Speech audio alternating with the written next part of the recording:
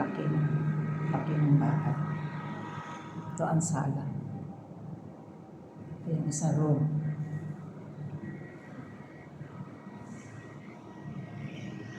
Tapos, punta sa kusina. Ito yung kusina.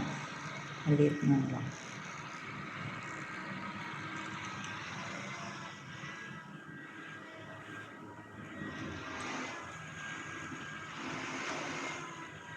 Ito ang tapas na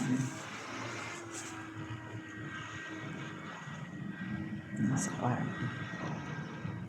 Isang kwarto.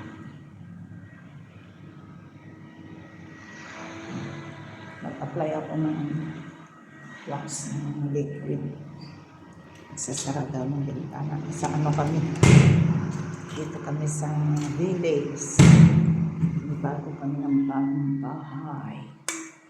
Ito yung room ng mga bata. Tapos dito yung CR.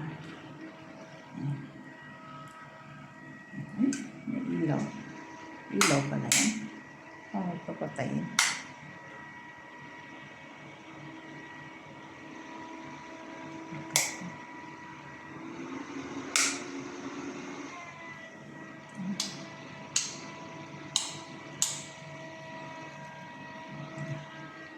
Pag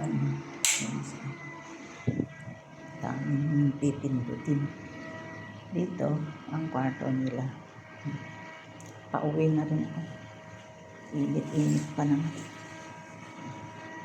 Ito ang bed nila malaki.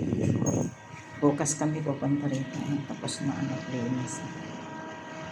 Tapos ano ba? Papasok ko daw yung karto. Kalimutan. Ito yung papunta sa rooftop. Ang malalaki. Ito, papunta dun. Medyo luwag na sila dito.